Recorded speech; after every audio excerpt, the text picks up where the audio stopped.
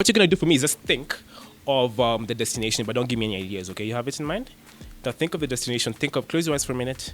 Think of yourself just flying to that destination. Think of yourself just flying there. You just arrived at the airport. You're being recepted there. You're taking a taxi, probably with the person you're thinking of right now. Right now, you're kind of smiling. So this isn't female. This is male. Male, yeah? Okay, good. You're thinking of male. Perfect. Just keep thinking of this destination. Think of a hotel you're going to go to in this area. Can you visualize a place? What's the first thing you see? An ocean. Good. Now what I'm gonna do right now is just think right now. Think of every single letter in the destination's name. You have it? Right now. There we go. Nice. I'm gonna write down something here, and everyone's gonna see on the camera, but no, you don't open your eyes, okay? There we go. I'm gonna write down something here. I don't know what this is. Okay. Perfect. And, you kind of seem like quite. This is quite interesting. Can you see this? Let me know if you see this. Everyone's looking right now at the destination I have written down right here, but you have no idea what I've written. That's good. But for the first time, what destination are you thinking of right now? Bora Bora. Woo! Bora Bora. And what? Hello guys and welcome to Kiss Online. My name is Kalondu Musimi. Next to me is a person that I want to call a magician, but he is a mentalist. Please give it up for the one and only Musau the mentalist. Mom. Poor son, I'm here. Yes, you're here. Yeah. Thank you very much for coming. Yeah, I'm really excited for this. Let's see what's in store at this interview, huh? Yes. First of all, I'm very scared of you. I better say that, by the way. No! Anyway, first things first. You're a mentalist and not a magician. Yes. What's the difference? So a mentalist, let me just use this. A magician basically deals with physical objects, physical stuff, vanishing acts. Most of them are usually disappearing acts as well. However, a mentalist now deals with the mind directly. So I can walk in anywhere, as long as I have my pen and a paper or a notepad, I can wow people's heads. It's more of me influencing people to think in a certain way, to get thoughts from their mind and influence every single thing they do. Yeah. So you can actually anticipate every single thing someone's about to do by controlling their thoughts or taking stuff out of their head as well. So the mentalist does, yeah. Yes. Wow, that is interesting and scary at the same time, because I'm like, how do you do this? Were you born with it? Actually, I wasn't really. I don't know. I can't say I was born with it. However, I'm good at what I do, naturally. So I would say it's more of a gift, more like the way people just end up knowing they can play football. You know, I wasn't really born in that kind of environment where I was, exposed to sports and everything. So I usually liked thinking a lot. Yeah. So I began reading books, just trying to understand how people work, understand how people think. And I'd play small games with my parents, my bro, my cousin. Yeah. You know, the small childish games like I can know where there's this thing I used to do where I would ask someone to hide the coin behind the back and I guessed the hand the coin was in. So it began very, very small and then I built this up into something very, very amazing like this. Yeah. Then what would you say was your first trick? A good one. Actually, my first trick was I made my mom vanish. I'm joking. So actually, I solved a Rubik's Cube in 5 minutes. But that time I was a kid. I was like around 7, 8, 9, around that age. Yeah. But, that was more of, it was my first time solving it. And I was amazed by it. However, my cousin is actually the one who introduced me to magic. She taught me my first trick. And it was a pen and a paper thing. She put it was a toothpick actually. She put a toothpick in an envelope, then broke it. Then when she removed it, it was still a whole piece. Yeah. So that thing, I couldn't explain it. Yeah. So that whole emotion I had at that point drove me towards becoming very much interested in giving people the same experience I had at that moment. Yeah. So it's more of the passion, the emotion I got. I wanted to spread it to other people because it was just mind-blowing. Yeah. Yes. What are your parents' reaction to you being a mentalist? And this is your job, right? Is it like your main hustle? I won't call it a job because it's something I love doing. Though I work in real estate. However, I won't call it a hobby, I won't call it a job. It's more of something I love doing. So I don't really focus so much on it giving me money, more of giving the experience, because there's something that everybody does that makes them feel whole, Yeah. So without this being part of me, I wouldn't be whole, I would say that. Yeah. My parents, my mom used to tell me, unfortunately she passed on some couple of years back. She kind of anticipated knowing that I would become something different in future. Like there was just something about me. She would always tell me like, one day you're not gonna really, you won't believe what's gonna happen. One day you're not gonna really believe what's gonna happen. So I didn't really understand what this meant. So these two tricks I used to do, actually, beginning this, it was quite hectic because I got arrested a couple of times. Yeah, for changing paper to money apparently. Yeah, so I looked like a crook. So I had to tone down a bit and try to build my name fast, so that now, even if I do that on the streets or do it to people understand that it's an art, not a con job or, purely for entertainment. And yeah, so I think I should be proud of where I am right now. Oh my goodness. Changing money, paper to money. And then you can use that particular money to buy something, and it is just money. Money. It's real money. That's the thing. Oh my goodness. That is a nice trick. I hope I get to know that trick. I can show you. I'll teach you. Yes, please. I hope you're not reading my next question, by the way. Anyway, I just forgot the question. What are you doing to me? I actually just forgot the question. Ngoja. Try again. No. I forgot the question. I have to read the question. I actually did forget the question. It's just gone. It's gone. Aibu. Ngoja tuki. Don't snap at me. Please don't snap. Because you know why? Because you snapped at homeboy's Kelly, and she actually fell down. What is that particular thing you did? It's called hypnosis. Hypnosis is it's an act where you actually make someone suggestible to influence and control.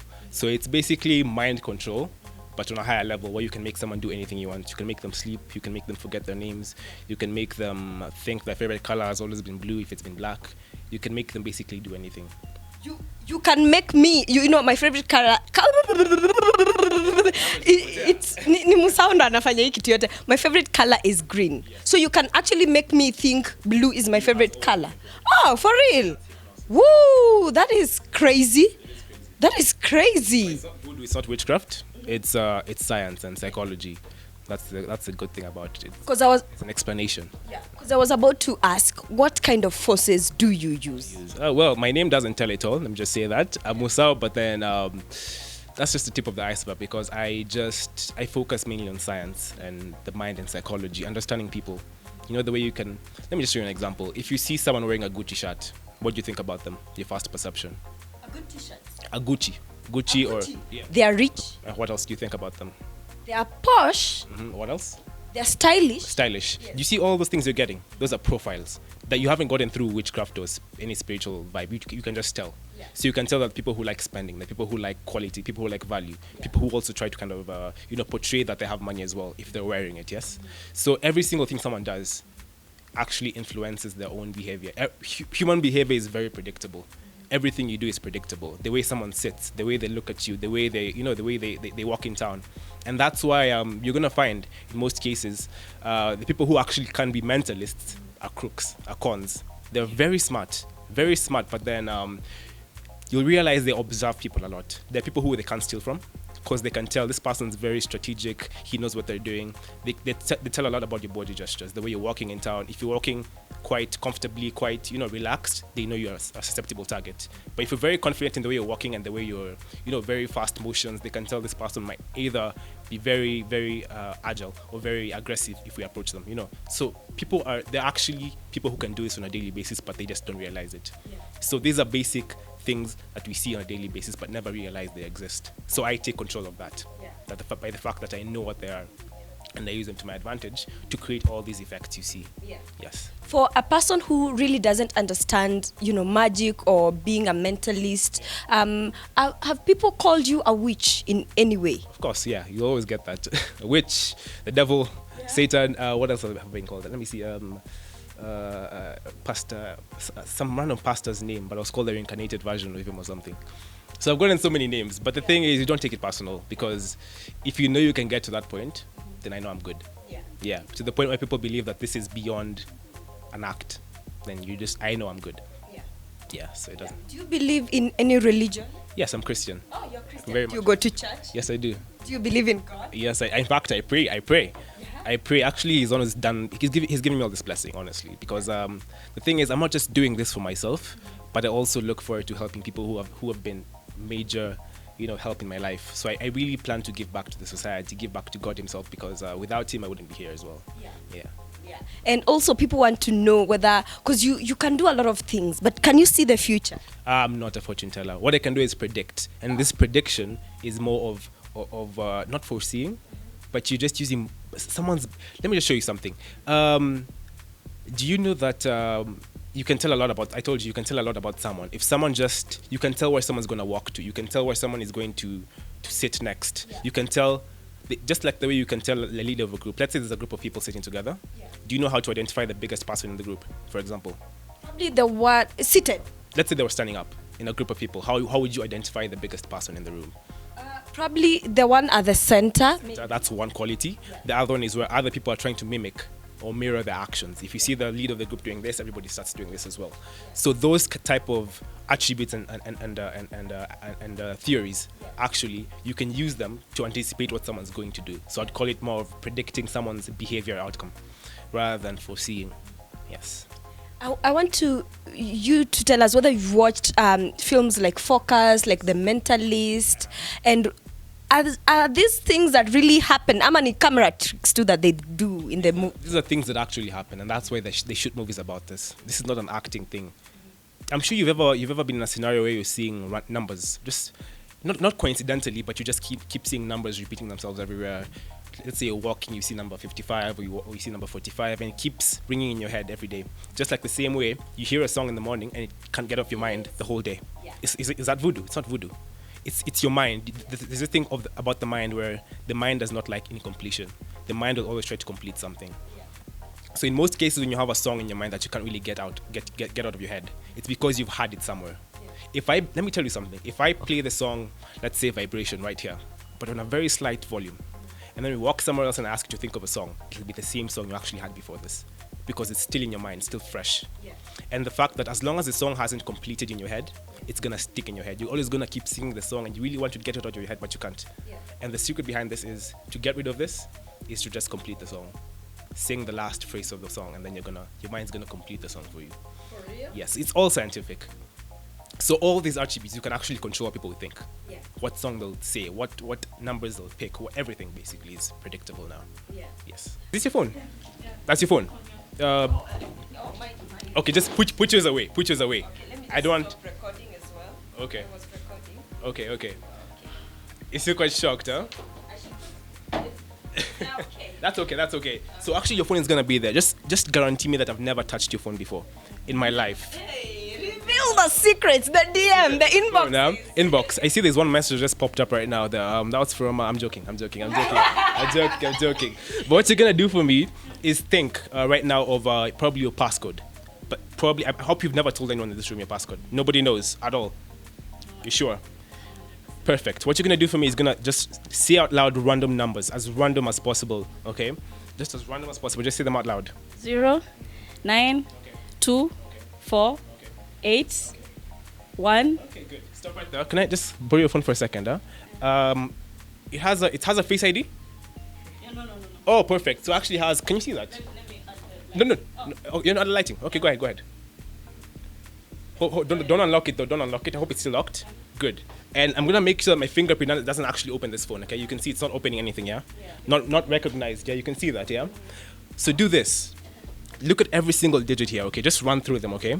All right. Now think of your passcode right now. You have it in mind. Think of the first digit right now. Just think of the first digit. All right. You're not really focusing anywhere else right now. You just focused on number 1 right there. Yeah, that's the first number you thought of right now. Yeah. But watch. I think just look through. 1. Okay. See the number 8? See the number 8? 8. And it's not. Okay, here we go. I'm going to put 1. I'm going to put 9. 1 second. Just keep looking. Very slowly. Just keep looking. Keep looking. Watch this. I'm really. You can see me shaking right now. Yeah. There you go. There you go.